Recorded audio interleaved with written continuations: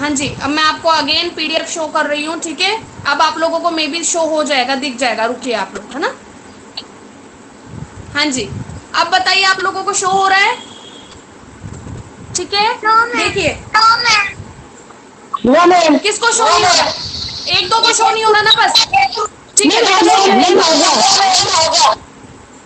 Boys mute करें अपना, और अब सुने मेरी बात, जिसको शो नहीं हो रहा वो सिर्फ समझे, और जिसको शो हो रहा है वो देख लीजिए। बाकी जिसको शो नहीं हो रहा, अपनी पीडीएफ आपको मिल जाएगी किस पर, आपकी ऐप पर, ठीक है। देखो क्वेश्चन है, how is the gram panchayat formed. तो आंसर देखिए, gram panchayat is formed in the following manner, मतलब कि ये तरीके हैं। First is every village panchayat is divided into ward, मतलब कि हर एक विलेज पंचायत को वार्ड में डिवाइड किया जाता है। Second is each ward elect 5 representatives who is known as the ward member called panch, मतलब कि बेटा जो हर एक वार्ड है उसमें 5-5 रिप्रेजेंटेटिव्स होते हैं, 5 रिप्रेजेंटेटिव्स, और उनको वार्ड मेंबर बोला जाता है और जिन्हें बोला जाता है पंच, ठीक है। Third point is all the members of the gram sabha also elect a sarpanch who is the panchayat president, मतलब कि जो भी ये सारे ग्राम सभा के मेंबर्स है ना, जिनको अभी हमने ये 5 रिप्रेजेंटेटिव इलेक्ट किए थे, 5 मेंबर्स इलेक्ट किए थे जिनको हमने पंच बोला था, वो सभी मिलकर फिर क्या करते हैं, एक सरपंच को इलेक्ट करते हैं, मतलब कि चुनते हैं, और उसको बोला जाता है पंचायत प्रेसिडेंट, मतलब कि एक तरीके से पंचायत का हेड, ठीक है। अब हिंदी मीडियम वाले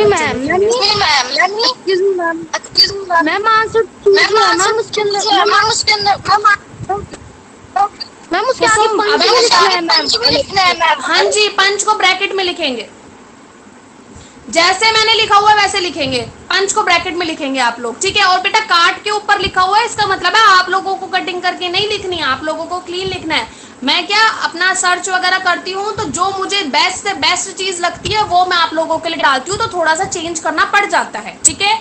अब देखिए हिंदी मीडियम में ग्राम पंचायत कैसे बनती है। आंसर है, ग्राम पंचायत इस प्रकार बनती है। फर्स्ट इज चुनाव की दृष्टि से गांव कई वार्ड में विभाजित होते हैं, ठीक है, मतलब कि चुनाव के नजरिए से गांवों को बहुत सारे वार्ड में बांट दिया जाता है। विभाजित का मीनिंग होता है बेटा बांटना, तो अगर किसी को विभाजित वर्ड याद ना हो तो वो बांटना भी लिख सकता है, ठीक है। सेकेंड इज वार्डों के सदस्यों के द्वारा 5 उम्मीदवार चुने जाते हैं जिन्हें पंच कहा जाता है, मतलब हर एक वार्ड के 5-5 पंच होते हैं बेटा, ठीक है। नेक्स्ट इज ग्राम सभा के सदस्यों के द्वारा पंचायत का अध्यक्ष चुना जाता है, जिसे हम सरपंच कहते हैं। तो ये बात आप लोगों को मैं बता चुकी हूँ कि हर एक ग्रुप का एक हेड होता है, जैसे हर एक क्लास का एक हेड होता है, उसको मॉनिटर बनाया जाता है, या फिर हर एक मैनेजमेंट का एक हेड होता है, वो एचओडी होता है, हेड ऑफ द डिपार्टमेंट होता है। तो ऐसे ही पंचायत का एक हेड होता है जिसको बोला जाता है सरपंच, ठीक है। Next question is question number 2। हाँ जी, देखिए क्वेश्चन नंबर 2 है, give any 2 reason why the local self government is important. Meaning है कि 2 कारण बताने हैं, 2 रीजन देने हैं, जिससे हमें पता चले कि जो लोकल सेल्फ गवर्नमेंट है वो बहुत ज्यादा इंपॉर्टेंट है, क्यों। देखिए फर्स्ट पॉइंट है, local self government is less expensive because the panch do their job without payment. बेटा आप लोगों को मैंने ये बात बताई थी कि अगर किसी को कोई प्रॉब्लम सॉल्व करवानी होती है, कोई सॉल्यूशन लेना होता है, तो अगर वो उसकी पहले इतनी इनकम नहीं है और अगर वो कोर्ट के चक्कर काटेगा, धक्के खाएगा, तो आप लोगों को मैंने ये भी बताया है, एक बार कोर्ट में जाने के बाद केसेस बहुत लंबे लंबे चलते हैं, तारीख पर तारीख लगती जाती है। इसीलिए जो गांव के लोग होते हैं, छोटे छोटे एरियाज के लोग होते हैं, वो लोग ज्यादा प्रेफरेंस देते हैं किसको, पंचायत को, ठीक है। पंचायत को ज्यादा रेफरेंस इसलिए देते हैं बेटा, ज्यादा प्रेफर इसलिए करते हैं उसको क्योंकि वो लेस एक्सपेंसिव होती है, मतलब कि कम खर्चीली होती है, उसमें इतना खर्चा नहीं लगता, ठीक है। क्यों, क्योंकि जो पंच होते हैं बेटा उनकी पेमेंट, उनको एक तरीके से उनको पेमेंट नहीं मिलती, उनको जो पेमेंट मिलती है वो एक तरीके का जो टैक्स पे लगाते हैं ना, जगह जगह आप लोगों को हमने पढ़ा था, ठीक है, शॉप्स पे लगाते हैं, फेयर पे लगाते हैं, फेयर में जितनी भी शॉप्स लग रही है उन पर टैक्स लगाते हैं, उसके थ्रू उनको मिलती है, ठीक है। तो सबसे पहली हमारी इंपॉर्टेंस हमने देख ली कि सेल्फ गवर्नमेंट है वो क्या है, लेस एक्सपेंसिव है, मतलब कम खर्चीली है। Second point is local self government make the villager self sufficient. कल हमने पढ़ा था बेटा कि जो लोकल गवर्नमेंट होती है, जो स्थानीय शासन वाले लोग होते हैं, वो क्या होते हैं, विलेजर्स को सेल्फ सफिशिएंट बनाते हैं, मतलब आत्मनिर्भर बनाते हैं। ठीक है, अब यही क्वेश्चन हम हिंदी मीडियम में देखेंगे। पहले क्वेश्चन रीड कर रही हूं मैं। पहले क्वेश्चन है स्थानीय स्वशासन क्यों महत्वपूर्ण है, कोई दो उदाहरण दे।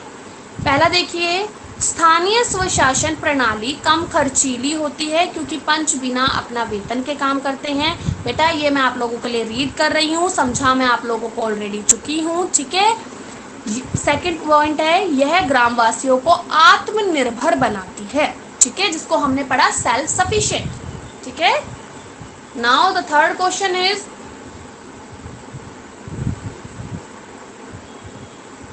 हाँ जी बेटा देखो थर्ड क्वेश्चन देखिए, what are the function of Nyaya panchayat, मतलब न्याय पंचायत के क्या क्या फंक्शन है। फंक्शन का मीनिंग क्या है बच्चों यहाँ पे, नितेश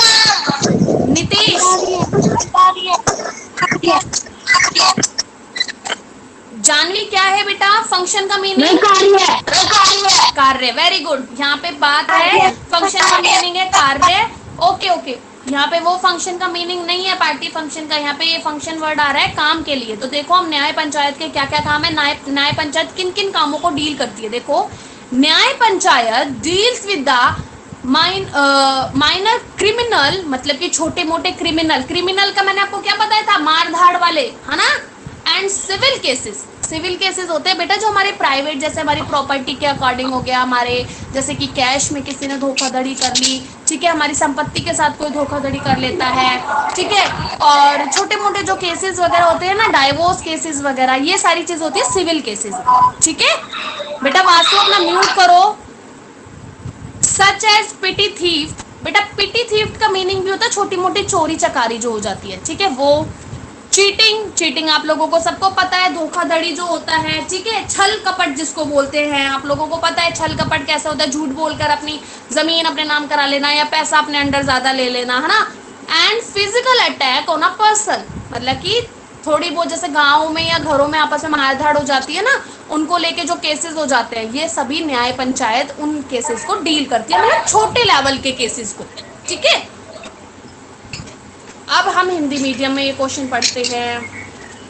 क्वेश्चन है हिंदी मीडियम का, न्याय पंचायत के क्या क्या कार्य हैं। न्याय पंचायत छोटे छोटे फौजदारी, बेटा फौजदारी का मीनिंग है क्रिमिनल केसेस। मैंने आप लोगों को बताया था, आप लोग ऐसे याद रखेंगे। हिंदी मीडियम वाले, चलो इंग्लिश मीडियम में तो क्रिमिनल केसेस से समझ आता है कि वो क्रिमिनल मतलब क्राइम वाले होंगे और क्राइम में मारधाड़ होती है। अब हिंदी मीडियम वाले कैसे याद रखेंगे बेटा, फौजदारी। फौजदारी से आप याद रखेंगे कि फौज में क्या होता है, लड़ाइयां ही होती है, खून खराबा होता है। तो फौजदारी से आप याद रखेंगे कि फौजदारी मैंने खून खराबा वाला, मारधाड़ वाला। एंड दीवानी, और दीवानी को आप सिविल केसेस में कैसे याद करेंगे बेटा, दीवानी से आप याद करोगे कि जैसे गांव वगैरह में होते थे जिनके पास बहुत ज्यादा पैसा होता है, जमीन होती है, उसको क्या बोलते हैं, दीवान साहब। दीवान साहब ऐसे नहीं करते, आप लोग मूवीज में देखते होंगे, दीवान साहब है, दीवान साहब, उनके पास बहुत सारा पैसा होता है। तो आप ऐसे याद रखेंगे कि दीवानी में आते हैं कौन वाले केसेस, प्रॉपर्टी के। ठीक है, और हमारे प्राइवेट हो गए, जैसे आप लोगों को मैंने बताया डाइवोर्स केस हो गया, या फिर कोई छोटा मोटी धोखाधड़ी टाइप में जो सारी चीजें होती है उनको बोलते हैं दीवानी। ठीक है, और हिंदी में वो होते हैं सिविल केसेस। ओके, जैसी छोटी मोटी चोरियां, धोखाधड़ी और शारीरिक हमलों पर न्याय प्रदान कराती है। ठीक है, अब आंसर नंबर 5 देखेंगे हम लोग। आंसर नंबर 4 हो गया आपका, नहीं 4 नहीं हुआ। हाँ जी, इंग्लिश मीडियम का आंसर नंबर 4 है। क्वेश्चन नंबर 4 है, what kind of taxes can be panchayat impose on villagers, कि जो पंचायत है वो विलेजर्स पे कैसे कैसे टैक्सेस लगाती है। आप लोगों ने बेटा ये चीज रीड की थी कि जो सरपंच होते हैं, पंच होते हैं, उनको सैलरी कहाँ से मिलती है, उनको सैलरी टैक्सेस पे से मिलती है ना। क्योंकि वो लोग और किसी केसेस के पैसे नहीं लेते, उनको बस इन सब चीजों से जो कुछ आता है उनके थ्रू मिलती है। लेकिन बेटा आज के टाइम पे ना क्या होता है कि जो ये पंचायत का जो सिस्टम है ना, ये पहले की पढ़ रहे हैं जो आपका हम पढ़ रहे हैं, ठीक है। लेकिन जो अब पंचायत है ना बेटा, 2005 में मतलब कि 2005 में क्या हुआ था कि जो अपनी इंडियन गवर्नमेंट है ना, उसने पंचायत राज समिति, जो पंचायत राज इंस्टीट्यूट है ना, उसको एक मान्यता दी थी, ठीक है। उसको एक दर्जा दे दिया था जिसमें गवर्नमेंट के अंडर आ गई थी। और अब जो सरपंच पंच को सैलरी मिलती है ना बेटा, वो गवर्नमेंट की तरफ से मिलती है, ठीक है। 2005 से ये चीज लागू हुई थी, समझ आ गई। अब देखिए types of taxes are taxes on village fair, मतलब या बंद करो बेटा, म्यूट करो अपना। टैक्सेस ऑन विलेज फेयर मतलब कि जो विलेज में मेले वगैरह लगते हैं उन पर टैक्स लगाना। शॉप्स एंड बेटा म्यूट कर लीजिए अपना, निशांत म्यूट करो अपना। शॉप्स एंड हाउसेज मतलब वही है कि घरों पर टैक्स लगाना, या फिर हाउसेज मतलब उन पर टैक्स लगाना, और दुकानों पर टैक्स लगाना, ठीक है। Second option is the rental of panchayat buildings, मतलब कि उन बिल्डिंग्स का रेंट लेना, जो पंचायत बिल्डिंग्स होती है ना, जो पंचायत के अंडर होती है, मतलब पंचायत बना के खड़ी कर देती है, जैसे धर्मशाला वगैरह होती है, ठीक है। सच एज बारात घर एंड रेस्ट हाउसेज, मतलब कि जो बारात घर जहाँ पर बारात आके रुकती है, ठीक है, और रेस्ट हाउस होते हैं, इन ये होती है बेटा बिल्डिंग्स बनाई जाती है पंचायत के थ्रू, और पंचायत फिर इनसे क्या लेती है, रेंट लेती है। जैसे धर्मशाला को हम रेंट नहीं देते, लेकिन बेटा धर्मशाला जैसे कई लोग होते हैं वो हमारी अपनी प्राइवेट धर्मशाला बना लेते हैं, ठीक है, कई लोग ग्रुप में बनाते हैं, और कई होती है पंचायत की होती है, ठीक है। तो अपन जो रेंट देंगे वो जिसकी होगी उसके अंडर जाएगा, ठीक है। Third is registration fee on scale and on sale and purchase of land and kettles, मतलब कि बेटा ये जो जैसे जमीन खरीदते हैं, अब जैसे मैं हूँ, मैं बावल में कोई जमीन खरीद रही हूँ, तो क्या होता है कि जैसे मुझे रजिस्ट्रेशन कराना है, मुझे मेरे नाम पर वो सारी प्रॉपर्टीज करानी है, ठीक है। तो क्या होता है कुछ पैसा लगता है, ठीक है, पेपर्स बनवाने के हो गए या फिर और ऊपर के पैसे होते हैं। वो पैसा कहाँ जाएगा, वो पैसा जाता है उस गांव की तहसील में, और तहसील के बाद जाता है जो बीच में काम करते हैं वो, और कुछ उसकी जो फीस होता है रजिस्ट्रेशन फीस में से कुछ हिस्सा जाता है पंचायत को, ठीक है। मतलब ये हो गया लैंड। अब आती है कैटल्स की बात, मतलब कि पशुओं की। जैसे अब फेयर लगता है, गांव के लोगों को तो पता होगा, गांव के बच्चों को, कि जो ये पशु वगैरह होते हैं इनको खरीदने का बेचने का एक मेला टाइप लगता है ना। मैंने भी सुना हुआ है उस वर्ड को ना, हटवाड़ा बोलते हैं, मतलब मैंने राजस्थान साइड में सुना हुआ है, ऐसे बोलते हैं, ठीक है। तो उन सब में क्या होता है, अगर मैंने कुछ खरीदा या मैंने कुछ बेचा तो मुझे थोड़ा बहुत टैक्स पे करना होता है, समझ आई। तो वो सारी चीजें भी पंचायत के पास जाती है। तो ये होते हैं कुछ टैक्सेस। अब हम हिंदी मीडियम में देखते हैं कि कौन कौन से टैक्सेस लगते हैं। यस, देखिए क्वेश्चन है, ग्राम पंचायत ग्राम वासियों पर किस प्रकार कर लगा सकती है। फर्स्ट है गांव के मेले, दुकानों और घरों पर कर लगाना। सेकंड है पंचायत की इमारतें जैसे बारात घर आदि पर कर लगाना। कर का मतलब है बेटा आदि का किराया लेना, कर का मतलब होता है टैक्स, ठीक है। थर्ड है भूमि और पशु की बिक्री एवं खरीद पर रजिस्ट्री फीस लेना, ठीक है। आप देखिए आंसर नंबर 5 आपका इंग्लिश मीडियम में। Question is how is sarpanch of panchayat elected, मतलब कि जो गांव का सरपंच होता है, मतलब जो पंचायत का जो हेड है, हमने ये पढ़ा था ना प्रेसिडेंट है वो, तो वो इलेक्ट कैसे होता है, मतलब चुना कैसे जाता है। बेटा ऑलरेडी हम ये क्वेश्चन करके आ चुके हैं, आपको पता है, वो क्वेश्चन है ये वाला, ये जो फर्स्ट क्वेश्चन था ना, ये क्वेश्चन है ना, वो हम करके आ चुके हैं, लेकिन मैंने आप लोगों को सेपरेट इसलिए करवा रही हूँ ताकि आप लोगों को याद रहे, ठीक है। All the members of gram सभा इलेक्ट अ सरपंच, मतलब कि सभी ग्राम सभा के मेंबर्स मिलकर चुनते हैं किसको, सरपंच को। Who is the panchayat president, और वो पंचायत का प्रेसिडेंट होता है, मतलब हेड होता है। The gram panchayat is elected for 5 years, मतलब कि जो ग्राम पंचायत है बेटा उसका काम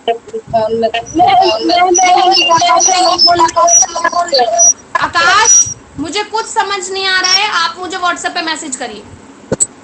okay ma'am. Okay ma'am. Leave करो फटाफट। देवांश, निशांत, मुकुल, अमन, बेटा जल्दी लीव करिए। सानवी, कुसुम। मैम। हाँ जी कुसुम, हाँ जी बोलो। आपने हुआ नहीं करवाया। कोई बात नहीं, अब तो बेटा बच्चे गए, अब तो कल वापस जब क्लास होगी तब करवा देंगे, डोंट वरी, करा दूंगी मैं, ठीक है। ओके बेटा, करो लीव। वासु लीव करो। स्नेहा, देवांश, नितिन, बेटा लीव करो फटाफट। स्नेहा, निशांत। स्नेहा, निशांत, आपको समझ नहीं आ रहा बच्चे?